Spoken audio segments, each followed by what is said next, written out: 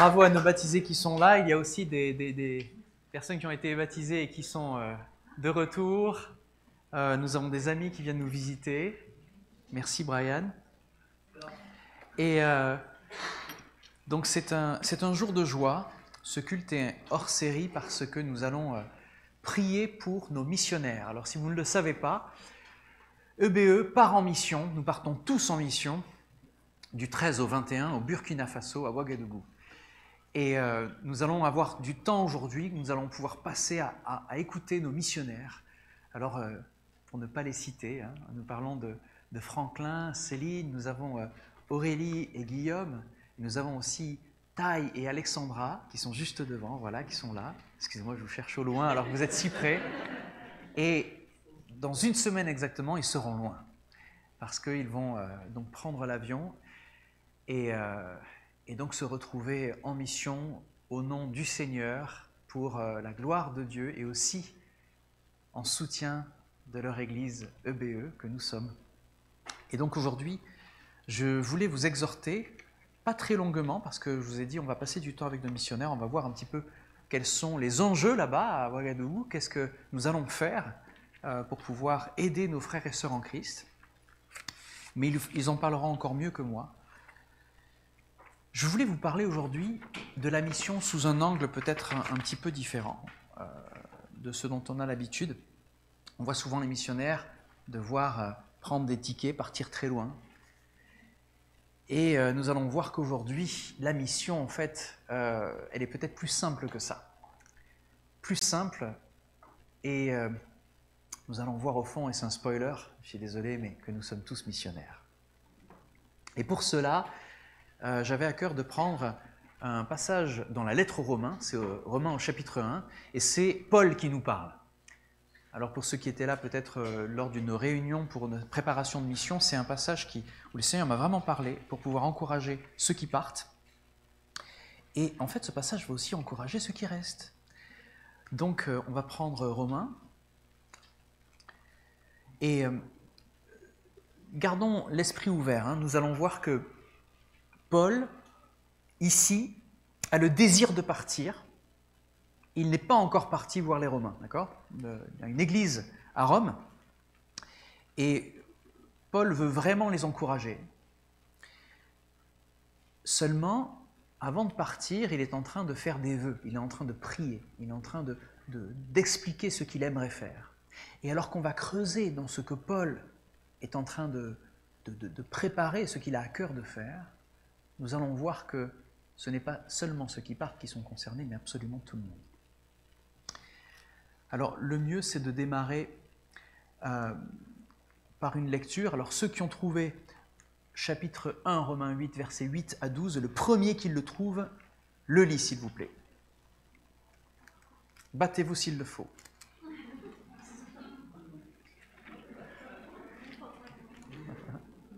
Parce qu'en général, on dit ne vous battez pas, mais comme ici, je trouve qu'on est souvent trop lent à prendre la parole et à la lire, je vous dis, allez, il faut se bouger. Je dis à mon Dieu, par Jésus-Christ, toute ma reconnaissance au sujet de vous, tous parce que dans le monde entier, on parle de votre foi. Dieu, que je sers de tout mon cœur en annonçant l'évangile de son Fils, mes témoins, que je fais sans cesse mention de vous dans mes prières. Constamment, je lui demande d'avoir enfin, dans le cadre de sa volonté, le bonheur d'aller chez vous. Je désire en effet vous voir pour vous communiquer un don spirituel afin que vous soyez affermis, ou plutôt afin que vous soyez encouragés ensemble chez vous par la foi qui nous est commune à vous et à moi. Merci. Une foi qui nous est commune. Alors vous avez vu, je vous ai fait une petite blague, je vous ai dit battez-vous si vous savez, la mission vous change. Quand on grandit dans une église, dans un contexte, dans un pays, dans une ville, peut-être des fois dans un village, on a une manière de vivre le culte, on a une manière de vivre les rassemblements, nos temps de prière, nos temps de lecture biblique, etc. Et quand on voyage et qu'on va voir comment se passe la foi ailleurs, dans une culture totalement différente, on peut être surpris de la manière dont les frères et sœurs vivent les choses. Et on apprend des choses extraordinaires.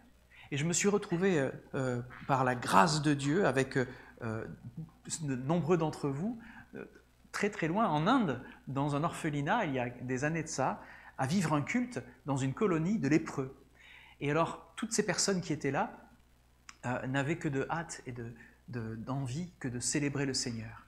Et c'est toujours touchant quand nous pouvons voir des personnes à qui il nous semble qu'il manque des choses, il manque du confort, il manque, on va dire, ce que nous avons ici en Europe.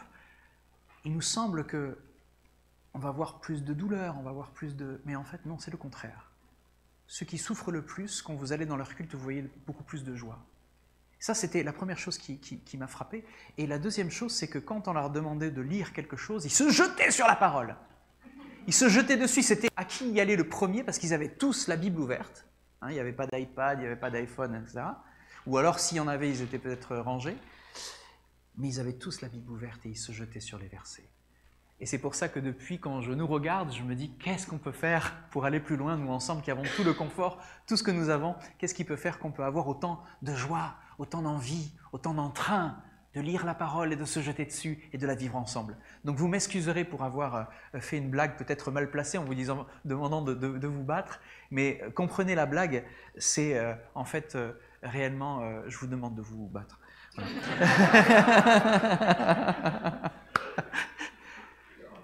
Donc aujourd'hui, on vit un moment précieux, c'est l'envoi de notre équipe, une équipe, l'Église qui part en mission au Burkina Faso. Et je dis l'Église parce que vous avez vu, j'ai cité 6 personnes, dont la première d'ailleurs qui a lu la parole, c'est une des missionnaires, merci Aurélie. Mais avant d'entendre les détails concrets de leur mission, on va prendre un moment pour poser les fondements spirituels de cette démarche. On a entendu Paul qui nous a parlé, et à partir de cet exemple, dans la lettre aux Romains, on va pouvoir réfléchir et tirer quelques conclusions, je l'espère, sages. Donc, ce texte, c'est une fenêtre qui est ouverte sur le cœur du missionnaire chrétien. Un cœur qui est humble, qui prie et qui désire non seulement donner, mais aussi recevoir. La mission, premièrement, elle commence par la reconnaissance.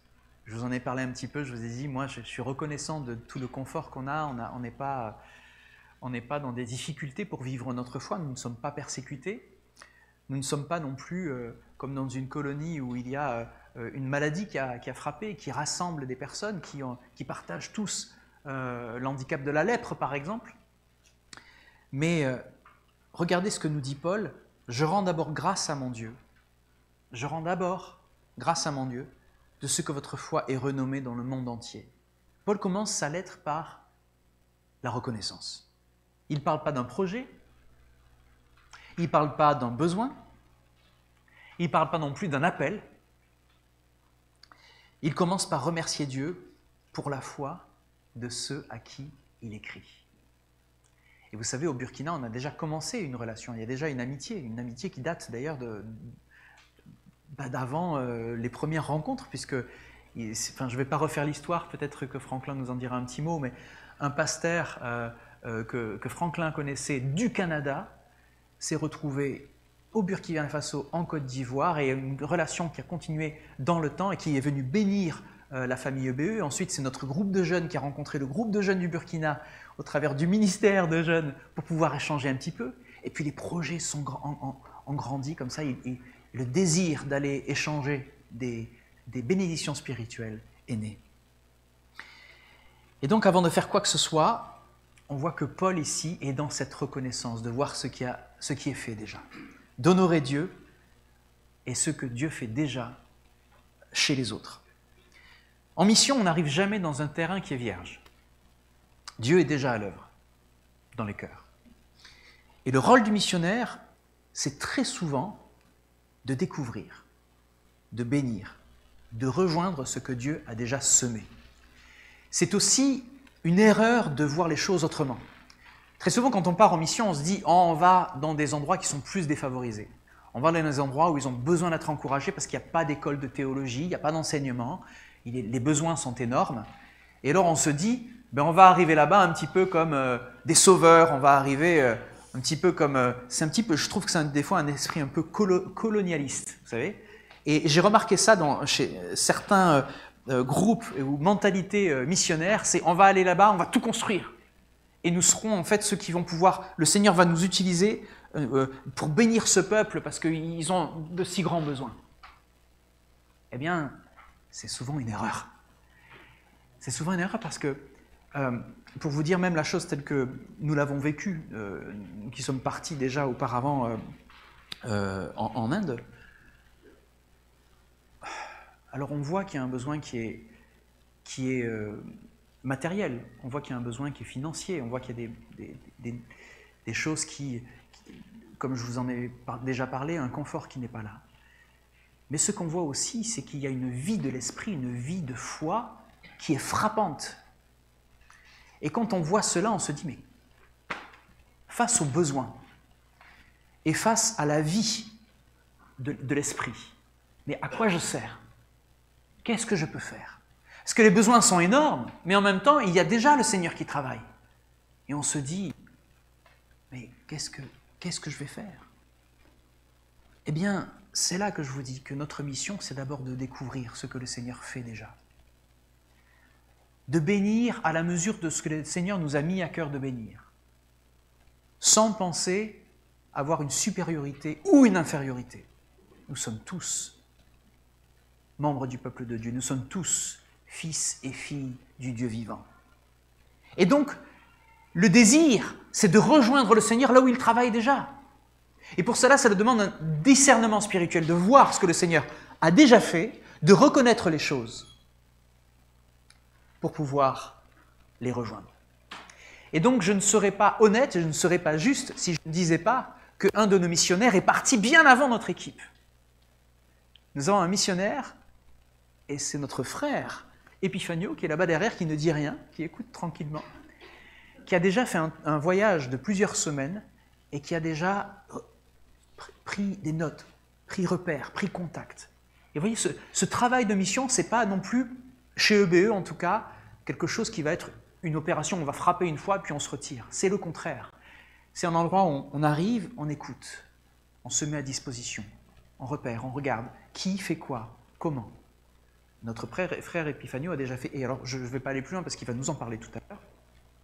C'est sa mission aujourd'hui, au retour de mission, de partager ce qui s'est passé là-bas à notre grande joie. Mais nous allons voir que le Seigneur a déjà préparé les choses. Donc nous allons rejoindre ce que Dieu a déjà fait. La mission, ce n'est pas une conquête, c'est une reconnaissance de l'œuvre de Dieu chez l'autre.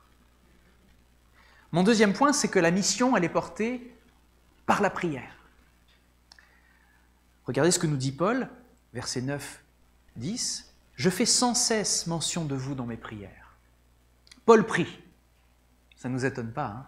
Constamment, il le fait. Il prie même avant de rencontrer les croyants de Rome. Il ne sépare pas action et intercession. C'est les deux revers de la même pièce.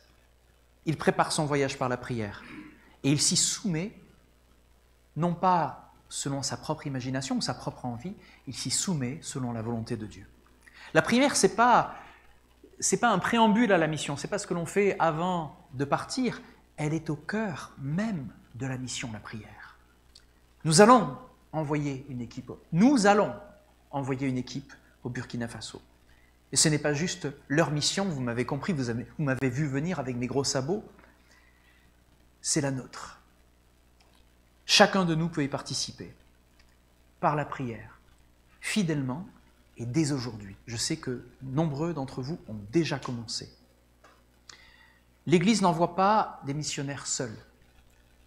Elle envoie des gens entourés de prières et qui sont portés par toute la communauté.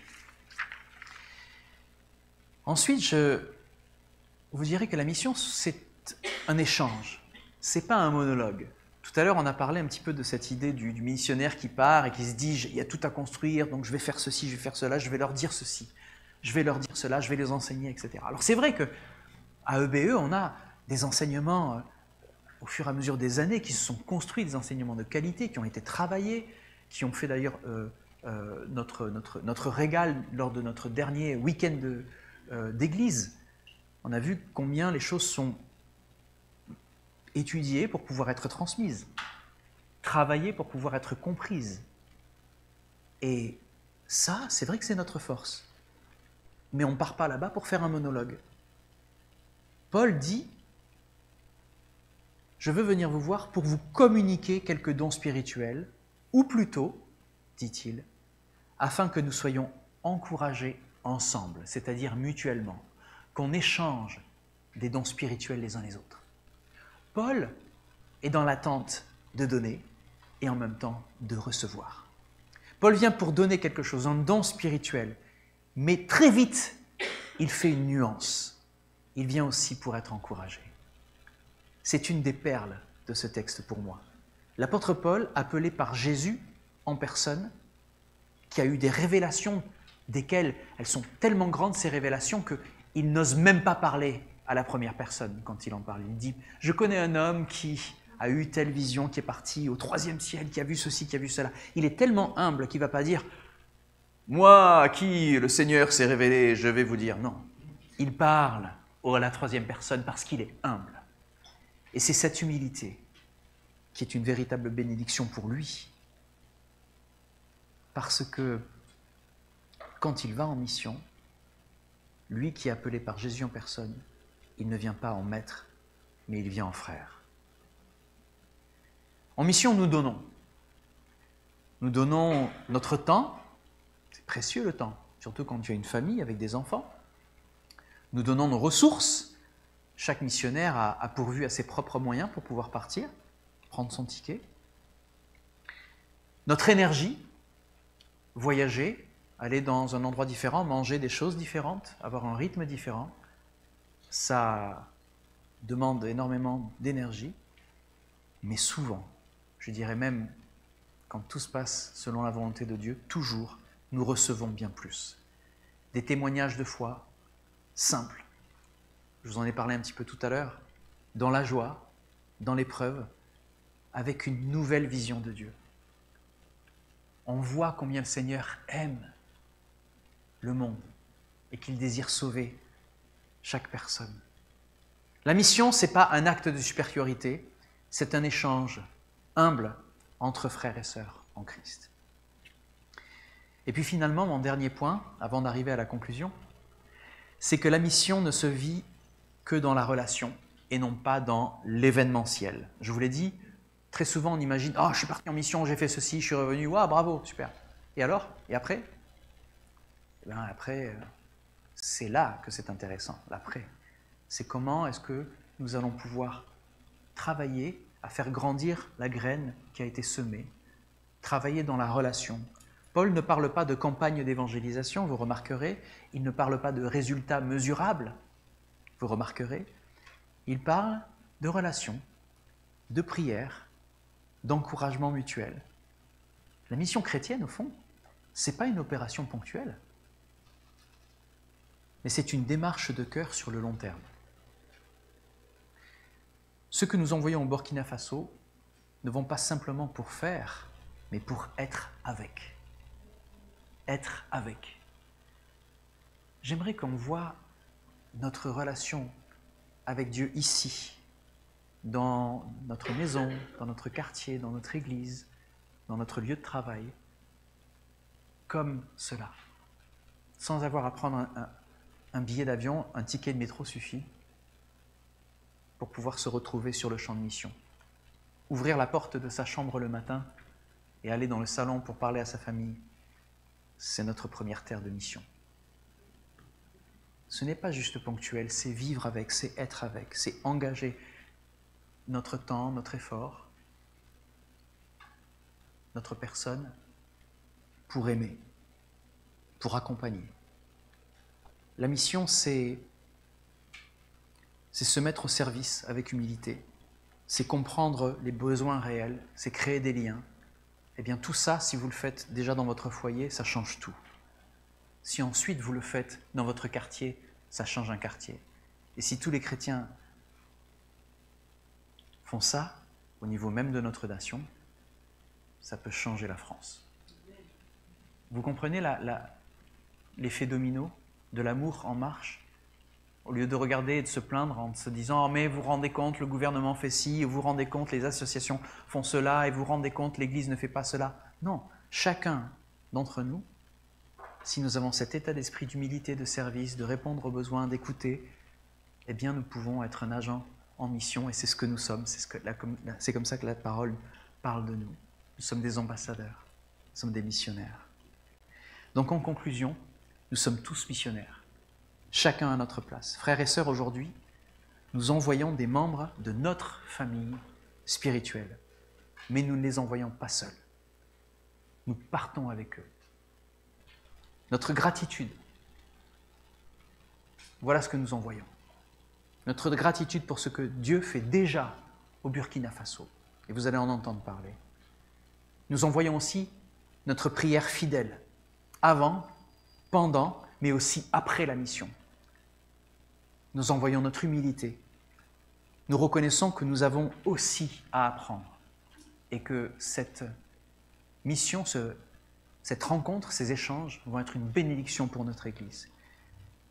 Et finalement, nous envoyons notre amour qui dépasse les frontières de Rueil, les frontières de la France. Que chacun ici devienne coéquipier dans la mission, je vous invite à le devenir, dans la prière, dans l'intercession, dans l'écoute, mais aussi dans l'amour. Alors je vais m'arrêter là, puisque je viens de conclure. Ça fait plaisir, hein, une fois que ça...